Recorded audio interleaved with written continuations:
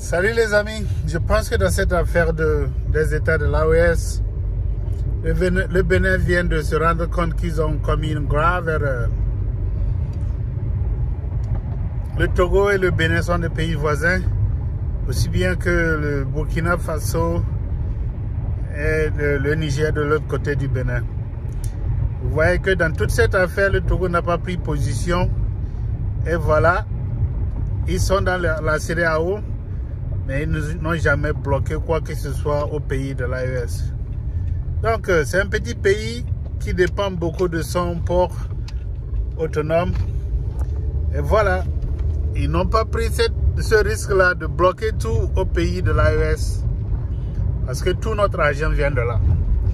Même les week-ends, là. Les week-ends, tous les mouvements qui se passent à Dapaon dans le nord du Togo, toutes les fêtes là, les bars qui s'animent à Dapaon dans le nord du Togo, c'est pas des Burkinabés. Alors si notre argent vient de ces pays, pourquoi est-ce qu'on voudrait bloquer des ressources juste à cause de la CEDEAO? Maintenant, je pense que le président Talon du Bénin s'est rendu compte qu'il a commis une grave erreur. Il a commis une grave erreur pour le Bénin et pour tous les Béninois. Parce que les entrepreneurs béninois dépendent aussi du business que les Nigériens, les Maliens et les Burkinabés font au Bénin. Voilà, je vais vous laisser écouter son message à la presse à un certain point. Je pense qu'il y a une semaine de cela. Et voilà, il faut comprendre, la politique, il ne faut pas suivre les gens. Il ne faut pas suivre les gens parce que nous sommes tous ensemble. Les décisions politiques devraient rester hors des questions géographiques. Là. La CEDEAO, c'est géographique, c'est économique, mais les questions politiques devraient rester hors de tout ça. Vous savez bien que la Belgique, à un certain moment, c'est toujours divisé en deux. Hein. La Belgique, à un certain point, n'avait pas de gouvernement. Je ne sais pas si long jusqu'à ce point, mais ce pays a toujours fonctionné. Ce pays a toujours fonctionné, mais la CEDEAO cherche toujours à se mêler dans les affaires politiques de ses États membres. Et voilà ce qui leur cause d'habitude des problèmes, parce qu'ils ne savent pas tenir leur bouche. Ils prennent des positions alors qu'ils ne respectent même pas les lois de leur propre pays. Donc moi je pense que la CEDEAO devrait se tenir, devrait s'abstenir absolument de chercher à trancher les questions politiques.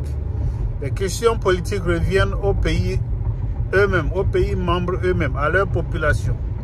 Comme ça, pour que au lendemain, qu'on ne dise pas « Oh, vous avez fait tel pour tel pays, vous n'avez pas fait tel pour l'autre pays. » Parce que c'est ça le problème. La CEDEAO a parlé quand il s'agissait de ces putschistes, mais maintenant ils sont tous mieux quand il s'agit du Sénégal. Et le Sénégal vient de faire un coup d'État constitutionnel. Qu'est-ce qu'on dit de cela? Alors écoutez ce que le président Talon va dire. Je pense que il cherche à rebrousser chemin, mais il se fait tard. Il se fait tard parce que le petit Togo a pris tout le marché. Et vous voyez combien de fois l'expérience compte aussi en politique. L'expérience compte parce que le Fort Vie, il a été là-bas pendant longtemps. Hein? Il a vu son pays, son papa manipuler la politique dans la sous-région. Et il comprend comment il faut procéder quand il s'agit des questions politiques. Alors, merci bien. Partagez, aimez, abonnez-vous surtout. Merci, bye bye. Le ramollissement de Patrice Talon dans la crise nigérienne. Le temps des menaces et des exigences de la CEDEAO n'est plus à l'ordre du jour. Le président béninois est agacé par les sanctions qui n'ont que trop duré. Nous sommes les premiers à vouloir que les sanctions s'arrêtent. Moi, je suis pressé d'enlever les sanctions. Ça parce que ça pose des préjudices graves au Bénin. Non. Et je veux que les Béninois le sachent, ça. Ça cause des préjudices au Bénin, c'est sûr. Mais ça cause plus de préjudices au Niger qu'au Bénin. Nos frères nigériens souffrent plus que nous de ce qui se passe. Et ce sont nos frères et sœurs.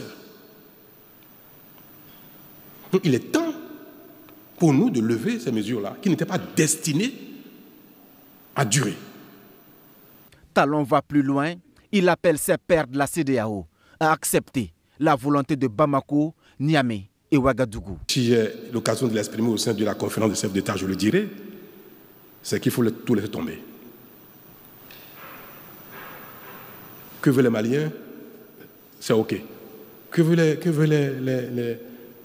les Burkinabés? C'est OK. Que veulent les Nigériens? C'est OK pour que cette décision de séparer les peuples n'aille pas plus loin que l'intention ou que la déclaration. On peut le dire, revenir.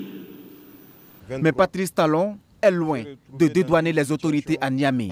Si la situation s'est exacerbée, c'est aussi leur responsabilité, dans la mesure où elles se sont visiblement opposées à toute collaboration. Et on a passé ce message au Niger. Je l'ai fait à titre personnel.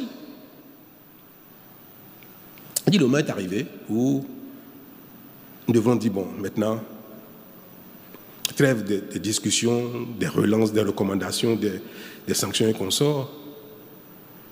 Dites-nous exactement ce que vous voulez, on va vous accompagner. J'ai dit, moi, personnellement, je suis prêt, au sein de la conférence des chefs d'État, à défendre la position qui est la mienne aujourd'hui en disant, le moment est arrivé pour qu'on fasse trêve de tout ça et qu'on repart de zéro et qu'on prenne acte de ce qui se passe.